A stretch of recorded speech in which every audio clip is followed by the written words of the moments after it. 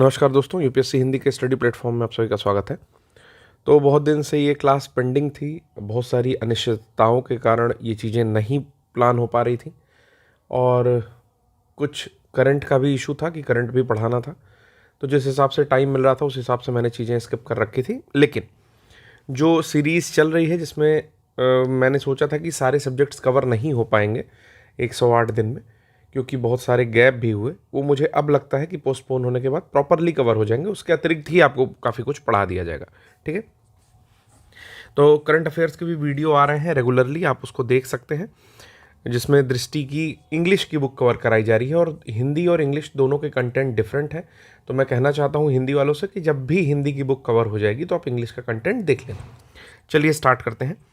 तो कृषि में जो नहीं पढ़ना है उसको छोड़ करके आगे चलते हैं कि देश में प्रथम कृषि विश्वविद्यालय की जो स्थापना हुई थी वो 1960 में हुई थी। सबसे पहले पॉइंट यही याद रखेंगे, डायरेक्टली प्रश्न पूछा हुआ है कि प्रथम कृषि विश्वविद्यालय की स्थापना किस सन में हुई, तो 1960 में हुई थी। और प्रधानमंत्री जवाहरलाल नेहरू 17 नवंबर 1960 को उत्तर प्रदेश कृषि विश्वविद्यालय, जिसको यूपीएयू कहा जा रहा है, उत्तर प्रदेश एग्रीकल्चर यूनिवर्सिटी के रूप में, इसका उद्घाटन पंतनगर उत्तराखंड में करते हैं।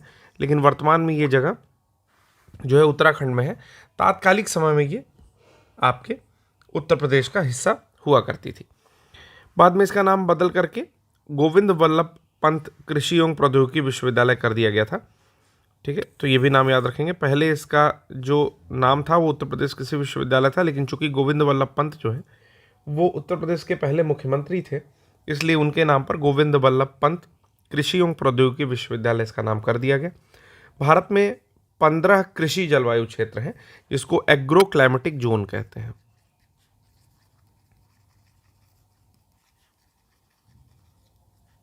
तो याद रखेंगे इस पॉइंट को भी।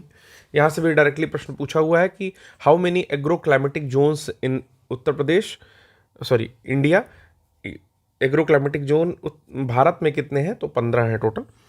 आगे बात होती है कि नेशनल ब्यूरो ऑफ सॉयल सर्वे के अनुसार भारत को 20 कृषि पारिस्थितिक क्षेत्रों और 60 कृषि पारिस्थितिक उप क्षेत्रों में बांटा गया है। तो एग्रो इकोलॉजिकल रीजन्स कितने हैं, तो 20 हैं। किसके अनुसार, नेशनल ब्यूरो ऑफ सॉयल सर्वे के अनुसार। और कितने उप क्षेत्र हैं, एग्रो इकोलॉजिकल सब रीजन्स कितने हैं, तो 60 हैं। ये दोनों पॉइंट भी याद रखेंगे और इसको एग्रो क्लाइमेटिक जोन्स के साथ मिक्स नहीं करेंगे। ठीक है, यानी कि कृषि जलवायु क्षेत्र जो है वो 15 है भारत में। अगर एग्रो इकोलॉजिकल रीजन या कृषि पारिस्थितिकी क्षेत्र की बात की जाए तो वो 20 है। और कृषि पारिस्थितिकी के उप क्षेत्र कितने हैं, तो 60 क्षेत्रों में विभाजित किया गया है नेशनल ब्यूरो ऑफ सॉयल के अकॉर्डिंग। इनका वर्गीकरण मिट्टी, जलवायु के प्रकार, प्राकृतिक भौगोलिक परिस्थितियों के अनुसार किया जाता है कि कैसा क्लाइमेट है वहाँ का, कैसी सॉयल है और कैसा वहाँ का जियोग्राफिकल आपका इकोलॉजी वहाँ पर पाई जा रही है, इसके अकॉर्डिंग चीज़ों को व्यवस्थित करते हैं। भारतीय कृषि का इतिहास पुस्तक किसने लिखी है, तो MS रंधावा द्वारा लिखी गई है। ये जो सिंगर रंधावा है लगदी लाहौर वाले नहीं है, कोई और है। क्या नाम है इनका, मोहनदर सिंह रंधावा। ठीक है, हरित क्रांति के कारण भारतीय कृषि अपने जीवन निर्वाह स्वरूप के बजाय व्यापारिक था बाजारोन्मुख रूप ग्रहण करती जा रही थी।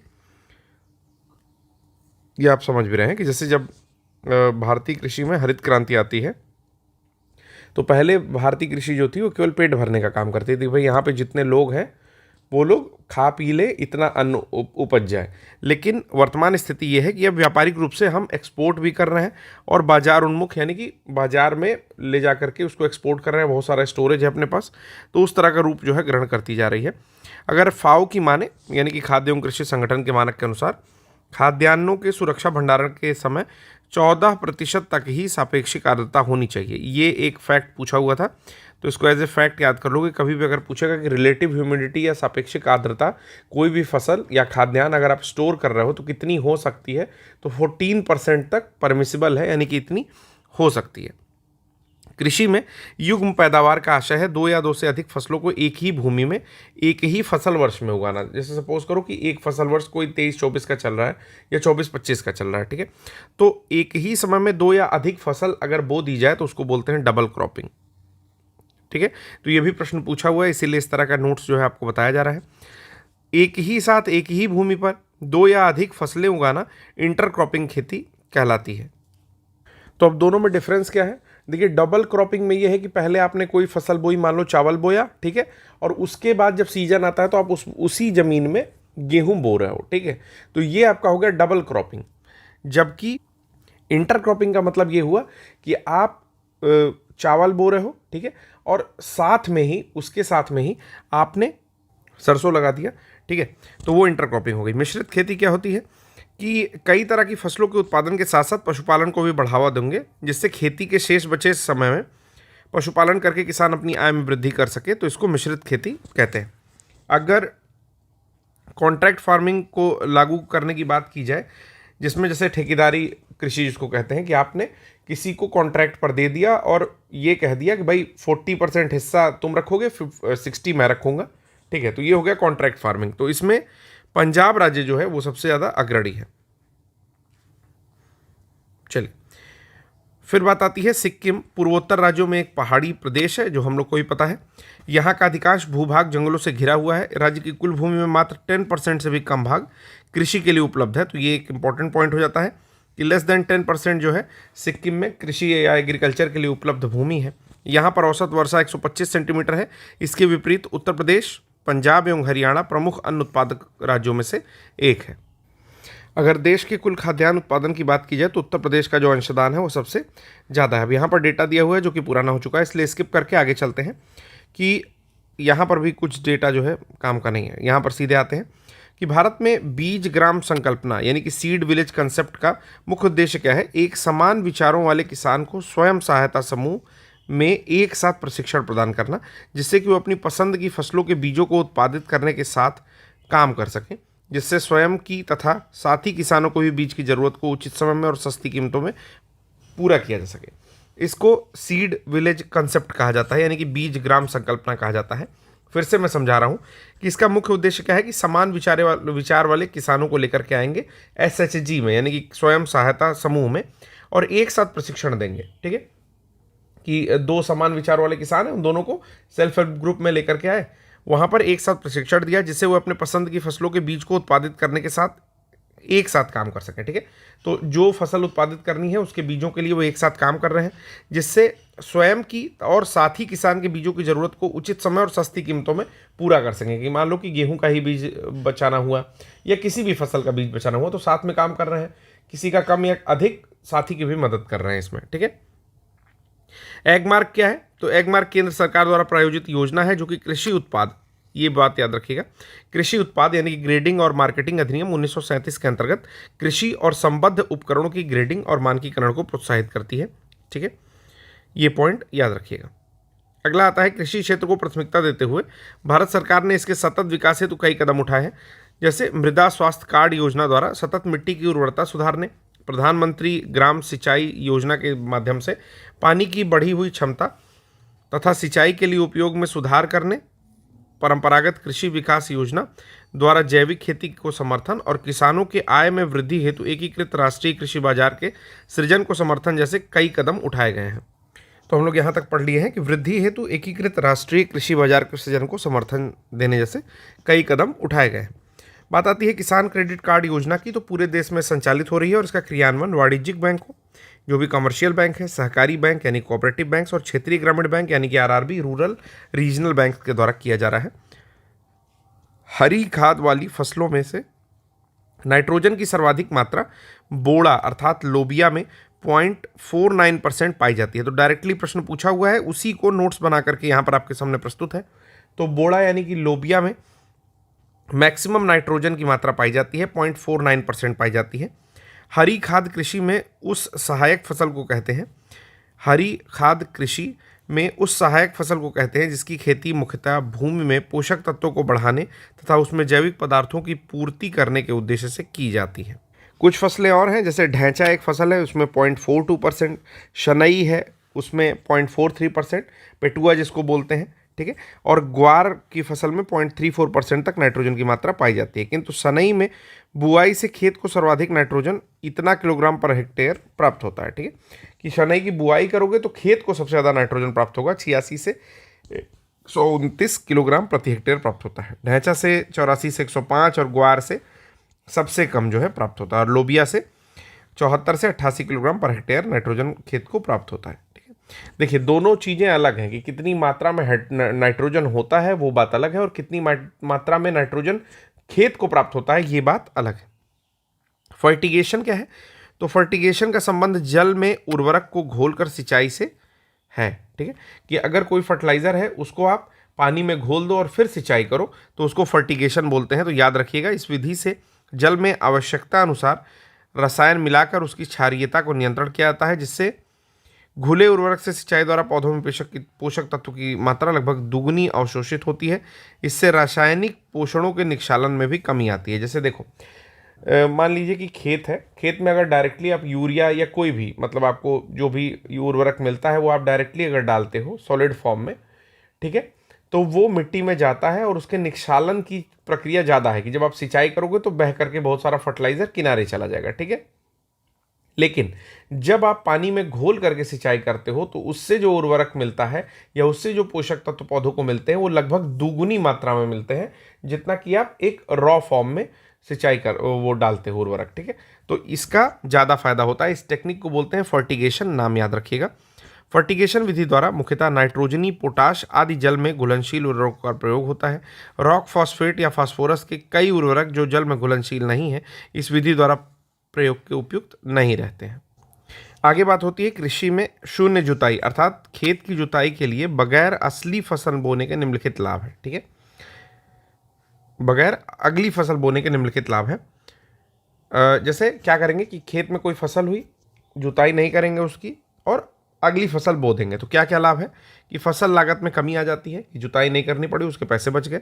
पिछली फसल के अवशेष को खेत में छोड़ दिया जाता है जिससे वह सड़कर खाद बना देता है। इससे उर्वरक उपभोग में कमी आ जाती है, यानी कि फर्टिलाइजर भी कम यूज़ करेंगे। धान की नर्सरी बनाने के बजाय सीधे बुआई के समय और श्रम की बचत होती है। फसलों द्वारा वायुमंडल से अवशोषित कार्बन डाइऑक्साइड मृदा में मिल जाती है जिससे वायुमंडल से कार्बन पृथक्करण हो जाता है। ठीक है, तो ये सारे लाभ हैं। फिर है आपका, इसमें हम लोग देखेंगे टेंसियोमीटर की ज़रूरत कहाँ पड़ती है। तो भारत में पारितंत्र अनुकूल कृषि में विकल्पगत सभी विधियों को अपनाया जा रहा है जिसमें शिंब अधिक यानी कि दलहनी फसलों की अधिकता से प्राकृतिक रूप से मृदा की उर्वरता शक्ति बढ़ती है। टेंसियोमीटर फसल सिंचाई की ज़रूरत को बचाता है जिससे नियंत्रित सिंचाई से उत्पादकता भी बढ़ती है और जल की बचत भी होती है। तो याद रखिएगा टेंसियोमीटर का क्या काम है, फसल सिंचाई की ज़रूरत को बताता है। ठीक है, कि कब फसलों को सिंचाई चाहिए। और शिंब अधिक के किसको कह रहे हैं कि अधिक से अधिक दलहनी फसलें उगाना जिससे जो नाइट्रोजनी चीज़ें हैं, नाइट्रोजन है वो उसका फिक्सेशन हो जाए मिट्टी में। ठीक है, उर्वरकता बढ़ जाए। भारत की योजना आयोग ने 1989 में मृदा वर्षण, तापमान, उच्चावच यानी कि टोपोग्राफी और जल संसाधन आदि कृषि जलवायु कारकों के समानता के आधार पर भारत को 15 कृषि जलवायु प्रदेशों में विभाजित किया है जिसको हम लोग एग्रो क्लाइमेटिक जोन पढ़े हैं। ठीक है, राष्ट्रीय कृषि आयोग ने 1971 में देश के 127 कृषि जलवायु प्रदेशों में विभाजित किया था। ठीक है, चलिए देख लेते हैं कृषि जलवायु प्रदेश और किन किन राज्य या केंद्र शासित प्रदेश में आते हैं वो क्षेत्र। तो पश्चिमी हिमालयी श्रेणी, तो पश्चिमी हिमालयी श्रेणी नाम है अगर इसका तो पश्चिम की चीज़ें ही आएंगी, जैसे लद्दाख आया ऊपर में, जम्मू कश्मीर आया, हिमाचल प्रदेश आया, उत्तराखंड आया, ये पश्चिमी हिमालयी श्रेणी में आते हैं। पूर्वी हिमालयी श्रेणी में अरुणाचल प्रदेश, असम, मणिपुर, मेघालय, मिजोरम, नागालैंड, सिक्किम, त्रिपुरा, पश्चिम बंगाल आता है। तो इसमें याद क्या करना है, अगर पूछ लेता है कि पूर्वी हिमालयी श्रेणी में निम्न में से कौन नहीं आता है या कौन आता है, तो उसमें पश्चिम बंगाल का नाम आप याद रखना। ठीक है, आप इसके अतिरिक्त मिजोरम का नाम भी याद रख सकते हो। ठीक है, ये पूर्वी हिमालयी श्रेणी में आते हैं। इसमें सबसे ज़्यादा इंपॉर्टेंट जो है वो है वेस्ट बंगाल, क्योंकि यहाँ ध्यान नहीं जाता है। निचली गंगा के मैदान में देखोगे तो निचली गंगा के मैदान में एकमात्र पश्चिम बंगाल आता है, मध्य गंगा के मैदान में उत्तर प्रदेश और बिहार आता है, ऊपरी गंगा के मैदान में अकेले उत्तर प्रदेश आता है। गंगा पार के मैदान में क्या क्या आता है, तो गंगा पार में चंडीगढ़ आएगा, दिल्ली का क्षेत्र, हरियाणा, पंजाब और राजस्थान। ठीक है, जितने वेस्टवर्ड एरियाज़ हैं अपने भारत के वो आ जाएंगे, चंडीगढ़, दिल्ली, हरियाणा, पंजाब, राजस्थान। ठीक है, पूर्वी पठार और पर्वतीय क्षेत्र में मध्य प्रदेश आएगा, छत्तीसगढ़, झारखंड, उड़ीसा, पश्चिम बंगाल और महाराष्ट्र आता है। इसमें भी कुछ जो टिपिकल हैं वो आप याद रख सकते हैं। जैसे महाराष्ट्र याद रख सकते हो कि पूर्वी पठार और पर्वतीय क्षेत्र में महाराष्ट्र आता है, जो कि एक काफ़ी शॉकिंग है। केंद्रीय पठार में कौन आता है? पर्वतीय क्षेत्र में राजस्थान, मध्य प्रदेश और उत्तर प्रदेश आता है केंद्रीय पठारी क्षेत्र में। पश्चिमी पठारी क्षेत्र में मध्य प्रदेश और महाराष्ट्र आता है, तो समझ में भी आ रहा है। दक्षिणी पठारी क्षेत्र में आंध्र प्रदेश, तेलंगाना, कर्नाटक, तमिलनाडु 4 स्टेट आते हैं। पूर्वी तट याद रखिएगा केरल नहीं आता है, ठीक है। पूर्वी तटीय मैदान की बात की जाए तो आंध्र प्रदेश, उड़ीसा और पुडुचेरी आता है। द्वीपीय में आता है अंडमान निकोबार द्वीप समूह, लक्षद्वीप। पश्चिमी मैदानी और पर्वतीय क्षेत्र में राजस्थान, गुजरात के मैदान और पर्वतीय क्षेत्र में गुजरात, दादरा नगर हवेली, दमन दीव। पश्चिमी तटीय मैदान और पर्वतीय क्षेत्र में महाराष्ट्र, गोवा, कर्नाटक, केरल, तमिलनाडु। तो इस प्रकार हमने 15 एग्रो क्लाइमेटिक जोन के बारे में यहाँ पर पढ़ लिया है। राष्ट्रीय मृदा सर्वेक्षण एवं भूमि उपयोग नियोजन ब्यूरो नागपुर ने भारत को 20 प्रमुख कृषि पारिस्थितिकी क्षेत्रों यानी कि एग्रो क्लाइमेटिक जोन्स में बांटा हुआ है। तो यहाँ पर गलत लिखा है, ये क्लाइमेटिक नहीं होगा, ठीक है। देखिए इसी तरह से गलतियां होती हैं, तो ये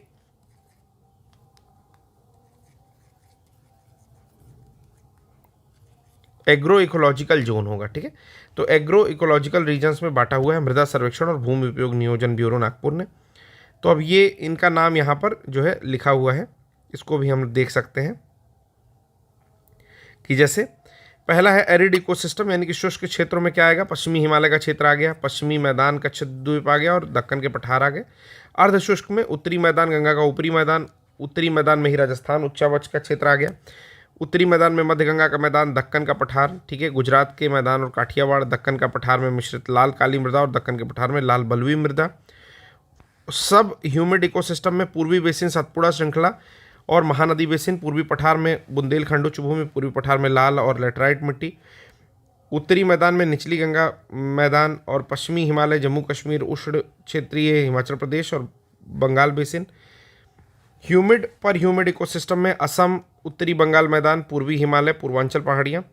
कोस्टल इकोसिस्टम में पूर्वी तटीय मैदान, अंडमान निकोबार द्वीप समूह, पश्चिमी घाट इत्यादि चीज़ें आती हैं, ठीक है। अगला जो टॉपिक है हम लोग का वो है हरित क्रांति। तो कई बार ग्रीन रिवॉल्यूशन पर दोस्तों क्वेश्चन भी पूछा जा चुका है। शुरू करते हैं ग्रीन रिवॉल्यूशन के बारे में थोड़ा और जानना कि जनक कौन थे हरित क्रांति या ग्रीन रिवॉल्यूशन के। तो नाम है उनका नॉर्मन अर्नेस्ट बोरलॉग। तो आप इसको नॉर्मन बोरलॉग के नाम से भी जानते होंगे। जन्म कब हुआ था कोई इंपॉर्टेंट नहीं है, अमेरिका के रहने वाले थे, ये चीज़ इंपॉर्टेंट है। और मेक्सिको में इन्होंने काम किया था। पैदा हुए थे अमेरिका के ओइवोआ प्रांत में और मेक्सिको में इनका काम रहा।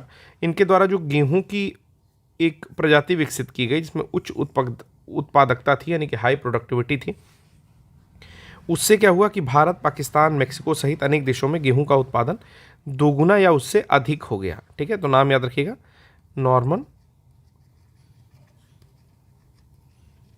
बोरलॉग। बोरलॉग विश्व के 7 उन व्यक्तियों में शामिल हैं जिन्हें नोबेल पुरस्कार मिला है, ठीक है। उसके अलावा अमेरिकी राष्ट्रपति का मेडल ऑफ फ्रीडम मिला है और कांग्रेसनल गोल्ड मेडल, तीनों ही प्राप्त हुए हैं। तो ऐसे केवल 7 व्यक्ति हैं विश्व में जिन्हें नोबेल पुरस्कार के साथ साथ अमेरिकी राष्ट्रपति का मेडल ऑफ फ्रीडम और उसके साथ कांग्रेसनल गोल्ड मेडल, ये तीनों ही मिला हो। बोरलॉग को 2006 में भारत का पद्म विभूषण भी दिया गया है। तो ये भी पॉइंट याद रखना है कि 2006 में इनको पद्म विभूषण से सम्मानित किया गया था। भारत में अगर हरित क्रांति के जनक की बात की जाए या फादर ऑफ ग्रीन रेवोल्यूशन की बात की जाए तो डॉक्टर MS स्वामीनाथन को भारत में हरित क्रांति का जनक माना जाता है। इसके नेतृत्व में ही सफलतापूर्वक भारत में गेहूं की उच्च उत्पादकता वाली प्रजातियों का विकास किया गया, जिसके बाद से भारत में उच्च उत्पादक बीज यानी कि हाई यील्डिंग सीड्स का प्रयोग प्रारंभ हुआ, ठीक है। हाई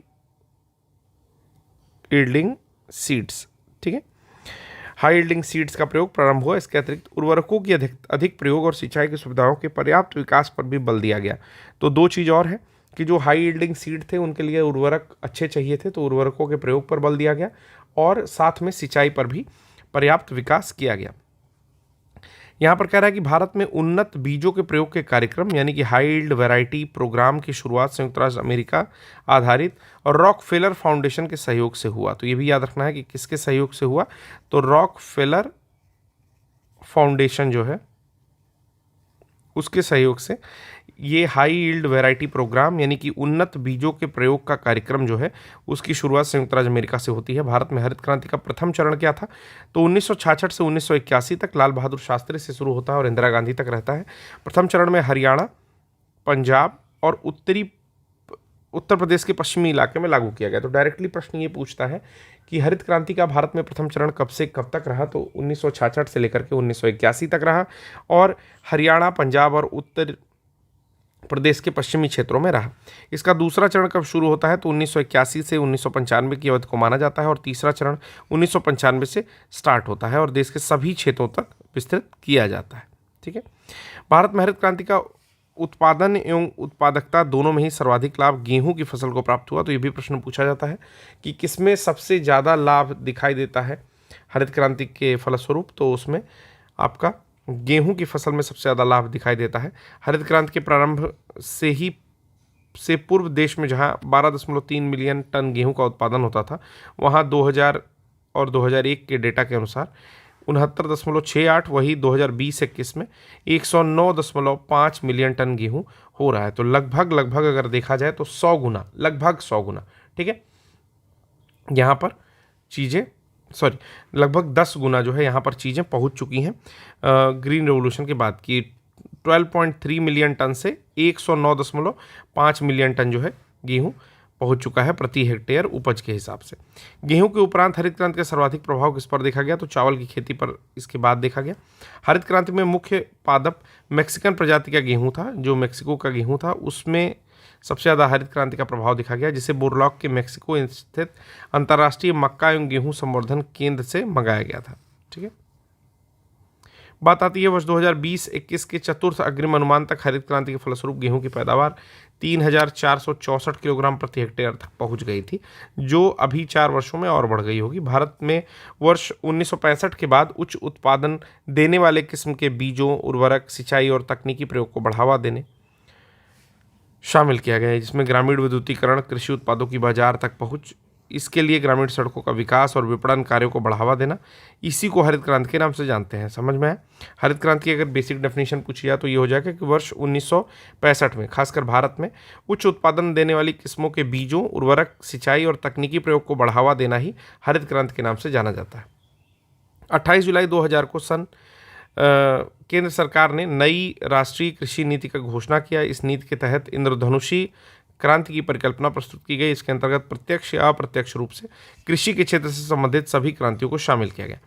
तो इससे भी प्रश्न पूछता है, अब जो मैं यहाँ पर लिखा भी हूँ शायद, कि directly sometime directly asked question in examination. तो देख लेते हैं कौन कौन सा रिवोल्यूशन है। हरित क्रांति को खाद्य उत्पादन से समझते हैं, ग्रीन रेवोल्यूशन इसको बोलते हैं। सुनहरी क्रांति या गोल्डन रेवोल्यूशन फल और सब्जी से समझते हैं, तो ये काफ़ी इंपॉर्टेंट हो जाता है, थोड़ा सा ट्रिकी है। उसके बाद आता है आपका श्वेत क्रांति, दुग्ध उत्पादन होता है। नीली क्रांति मत्स्य उत्पादन, लाल क्रांति मांस या टमाटर उत्पादन, काली क्रांति पेट्रोलियम उत्पादन, तो ये भी काफ़ी ट्रिकी है। गोल क्रांति आलू उत्पादन, तो ये भी ट्रिकी है। पीली क्रांति तिलहन होता है, गुलाबी झींगा होता है या मांस होता है या प्याज होता है। ठीक है।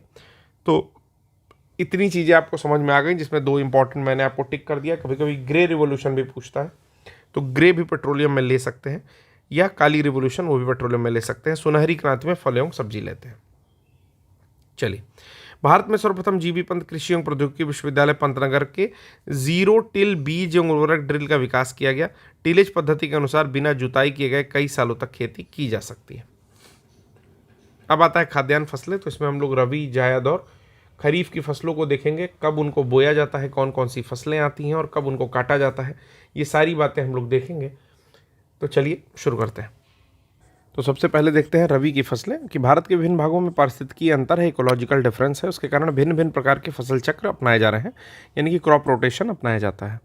जैसे एग्जाम्पल के तौर पर पंजाब, हरियाणा, पश्चिमी उत्तर प्रदेश में धान, गेहूँ इत्यादि। ठीक है। भारत में 3 शस्य ऋतुएं पाई जाती हैं, यानी कि फसलों के लिए जो ऋतुएं होती हैं वो पाई जाती हैं, जैसे रबी की फसल, खरीफ की फसल और जायद की फसल होती है। रबी की फसल कब से कब तक होती है, अब ये इंपॉर्टेंट पॉइंट है, तो इसको ध्यान से सुनेंगे। शीत ऋतु में अक्टूबर से नवंबर के मध्य बोया जाता है, यानी कि अब वो समय आ चुका है जब रबी की फसलें बोई जा रही हैं। ठीक है। और ग्रीष्म ऋतु आते आते यानी कि मार्च अप्रैल के मध्य काट लिया जाता है। इसमें कौन कौन आती है, सबसे इंपॉर्टेंट जो है वो गेहूं और जौ है।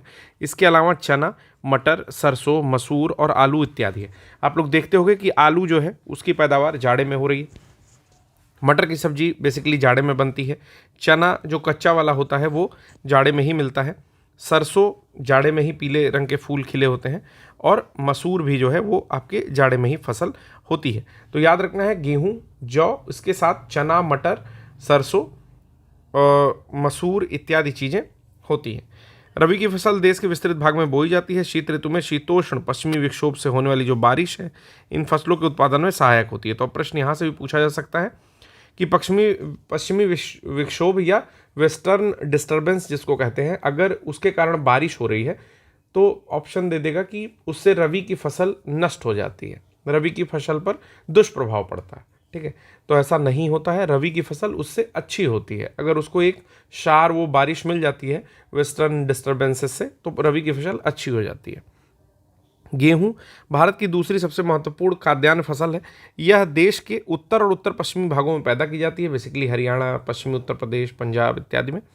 भारत में गेहूं की कृषि के लिए लगभग 10 to 25 डिग्री का तापमान चाहिए, इसलिए जाड़े में होती है ये, और 50 से 75 सेंटीमीटर वार्षिक वर्षा की आवश्यकता रहती है, जिसमें मध्यम ताप और मध्यम वर्षा कहा जा सकता है।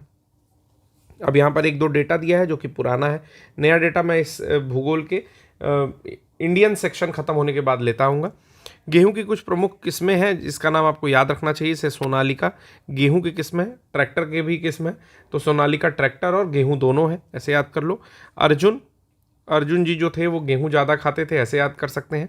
ठीक है, अब ये मत कह दीजिएगा कि भीम जी जो है वो चावल ज़्यादा खाते थे, सर शरीर देख करके लगता है, ऐसा कुछ भी नहीं है। अर्जुन जो है गेहूँ ज़्यादा खाते थे, ये पक्का है।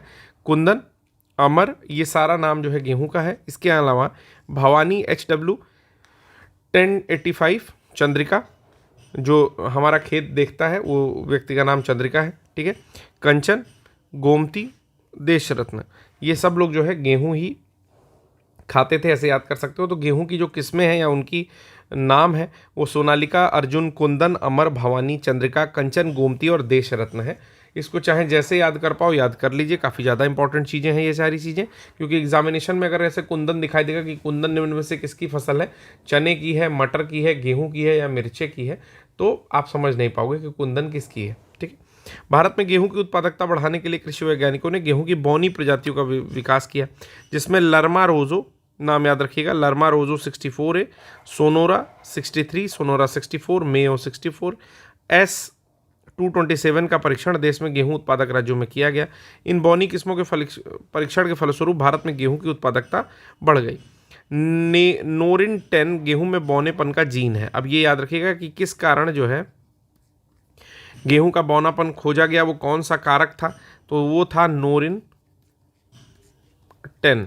ठीक है, तो ये कारक था जो कि बौनेपन के गेहूं को विकसित करने में मदद किया।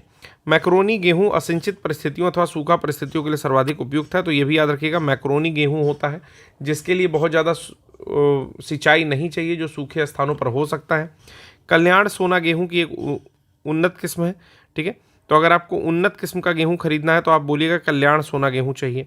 रस्ट गेहूं की फसल का रोग है, यह 3 प्रकार का होता है, पीला किट, भूरा किट और काला किट, जो कि रस्ट रोग है। किसके कारण होता है? करनाल बंट गेहूं की एक कवक जनित बीमारी है, तो याद रखना है करनाल बंट किसके कारण है, तो कवक से होता है, यानी कि फंगस से होता है, लिखा भी है फंगल बीमारी है। यह रोग टिलेटिया इंडिका नामक कवक से होता है। ठीक है, तो करनाल बंट किस में होता है? गेहूं में होता है। किस कारण से होता है? तो फंगस डिजीज है, फंगल इन्फेक्शन है, फंगस के कारण होता है, कवक के कारण होता है। और कौन सा कवक है? तो टिलेटिया इंडिका नामक कवक से होता है। इस रोग की पहचान कब हुई, इससे कोई मतलब नहीं है। ट्रिटिकल गेहूं एवं राई के मध्य संकर का प्रतिफल है, जब दोनों का हाइब्रिडाइजेशन करा दिया जाता है तो ट्रिटिकल बनता है। ठीक है, मैक्सिमम प्रोडक्शन ऑफ गेहूं अथवा धान के बारे में बात करें तो उत्तर प्रदेश में अधिकतम क्षेत्रफल वाली फसल पद्धति गेहूं धान है, यानी कि मैक्सिमम जो क्षेत्रफल है उसमें उत्तर प्रदेश में गेहूं और धान बोया जाता है। आप ये चीज़ देख सकते हो, चाहे आप जैसे मैं जिस स्थान पर हूँ इस इधर से आप चाहे कौड़ीराम रोड पर जाओ, यानी कि बनारस रोड पर जाओ, या लखनऊ रोड पर जाओ, या किसी भी गांव के क्षेत्र में जाओ, इवन कुशीनगर के साइड जाओ, तो आपको रास्ते में 2 ही 3 फसल देखने को मिलेंगी, या तो गेहूं देखने को मिलेगा, या तो चावल देखने को मिलेगा, और यदा कदा आपको गन्ना देखने को मिलेगा। ठीक है, तो इससे समझ में आता है कि अपने आसपास में ही देख करके आप एक अंदाजा लगा सकते हो कि सबसे ज़्यादा एरिया में क्या बोया जाता है, तो गेहूँ और चावल का ही बुआई होती है। ठीक, गेहूं की सिंचाई की ताज निकालने यानी कि क्राउन रूट इनिशिएशन की अवस्था सर्वाधिक क्रांतिक अवस्था है, क्रिटिकल एज होती है। जहाँ केवल एक सिंचाई करना संभव हो वहाँ इस अवस्था में सिंचाई को महत्व दिया जाता है। ताज निकालने की अवस्था बुआई के 20-25 दिन के बाद आती है। वहाँ केवल 2 सिंचाई करना संभव है, वहाँ पहली सिंचाई ताज निकालने की अवस्था में और दूसरी सिंचाई पुष्प लगने की अवस्था में किए जाने को महत्व दिया जाता है। ठीक है, चलिए खरीफ की फसल क्या होती है। खरीफ की फसल कब बोई जाती है? तो अक्टूबर नवंबर में काट ली जाती है और मानसून के आगमन के साथ बोई जाती है। यानी कि जब आपका जून के आसपास मानसून आ रहा है तो वहाँ पर खरीफ की फसल बोई जाएगी और अक्टूबर नवंबर में काट ली जाएगी। तो कुल मिला के ऐसे समझ सकते हैं कि जब रबी की फसल कटती है तो आपके खरीफ की फसलें बोई जानी शुरू की जाती है। ठीक है, और अक्टूबर नवंबर के आसपास जब रबी की फसल के बोने का टाइम होता है तब तक इसको काट लिया जाता है। ठीक है, इस ऋतु में बोई जाने वाली कौन कौन सी फसल है? तो कुछ के नाम तो आपको हमेशा मालूम होंगे, जैसे धान है, ये हमेशा जो है खरीफ की फसल में आता है, जिसके नाम मालूम होंगे आपको। मक्का है, मक्का भी इसी समय में बोया जाता है, और मूंगफली। ठीक है, इसके अलावा तिल, ज्वार और बाजरा, ये तीनों भी बोए जाते हैं। और सोयाबीन इत्यादि की भी जो फसल है वो भी आपकी खरीफ की ही फसल है। फिर आता है कि धान की मुख्य खेती कहाँ कहाँ होती है, इसको देख लेते हैं। तो असम में होती है, वेस्ट बंगाल में होती है, उड़ीसा, आंध्र प्रदेश, तमिलनाडु, केरल, महाराष्ट्र, विशेषकर महाराष्ट्र में कोंकण वाले जो तटीय एरिया हैं वहाँ पर, उत्तर प्रदेश, बिहार में की जाती है। ठीक है, तो कुछ स्टेट का नाम याद रख लीजिए, जैसे नॉर्थ ईस्ट के लिए असम याद कर लीजिए, वेस्ट बंगाल याद कर लीजिए, उड़ीसा याद कर लीजिए, आंध्र प्रदेश याद कर लीजिए। यहाँ पर मुख्य रूप से चावल की खेती की जाती है। ठीक है, सिंचाई की सुविधा का विकास होने के बाद पंजाब और हरियाणा में भी धान की फसल जो है वो बोई जाने लगी। धान एक उष्णकटिबंधीय फसल है, आपको दिख भी रहा है कि किस तरह से उसको आपके मई जून के महीने में बोते हैं और अक्टूबर नवंबर तक काट लेते हैं, यानी कि हर समय उसको गर्मी मिलती रहती है, लेकिन उसके साथ साथ पर्याप्त मात्रा में सिंचाई की भी बहुत ज़रूरत होती है। ठीक है, इसकी उत्पत्ति कहाँ मानी जाती है? तो दक्षिण पूर्व एशिया में ही मानी जाती है। धान की फसल के लिए 25 डिग्री सेंटीग्रेड से अधिक का तापमान चाहिए और 100 सेंटीमीटर से अधिक की वर्षा चाहिए, यानी कि 25 मोर देन और 100 सेंटीमीटर से मोर देन वर्षा चाहिए। ठीक है, अगला आता है एग्रीकल्चर स्टैटिस्टिक्स का डेटा। ये सब नहीं पढ़ेंगे क्योंकि ये सब चीज़ें पुरानी हो चुकी हैं। भारत में जो दक्षिण भारत का चावल का कटोरा है वो कृष्णा गोदावरी डेल्टा के क्षेत्र को कहा जाता है, क्योंकि केजी बेसिन जो है, कृष्णा गोदावरी बेसिन या डेल्टा जो उसका है, वहाँ पर सबसे ज़्यादा चावल की जो फसल है वो उत्पन्न होती है या उत्पादित होती है।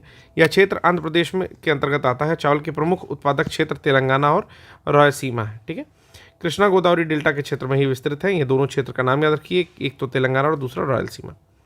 ठीक है, फिर हम लोग आते हैं कि धान की प्रमुख किस्मों में जमुना, करुणा, जया, कांची, जगन्नाथ, कृष्णा, कावेरी, हंसा, विजया, पद्मा, अन्नपूर्णा, बाला और रत्ना है। इसमें से जो जो नाम आपको 1-2 बार में याद हो पाता है उसको जरूर याद कर लीजिए। उसके साथ PYQ सॉल्व करिए तो आपको ये समझ में आ जाएगा कि कितने प्रश्न आपसे पूछे गए हैं धान की किस्मों को लेकर के। अमर धान जून जुलाई में बोया जाता है। ठीक है, और ये नवंबर दिसंबर में काटा जाता है। पूसा सुगंध, ये भी धान की एक सुगंधित किस्म है। पूसा RH10 बासमती चावल की संकर प्रजाति है। धान की अन्य संकर प्रजातियां हैं PHB 71, गंगा, सुरुचि, KRH सह्याद्री 4। बासमती चावल की रोपाई करते समय बेहतर उत्पादकता हेतु बीज दर 15 से 20 किलोग्राम प्रति हेक्टेयर होने चाहिए, मतलब कम बीज प्रति हेक्टेयर जो है बोए जाने चाहिए। बरानी दीप, नरेंद्र शंकर, नरेंद्र शुष्का, सम्राट, लालमती इत्यादि धान की प्रजातियां हैं, तो इसको जरूर याद करिएगा। बरानी दीप, नरेंद्र शंकर, नरेंद्र शुष्का, सम्राट, लालमती इत्यादि। ब्लू ग्रीन एल्गी, जिसको ग्रीन ब्रू,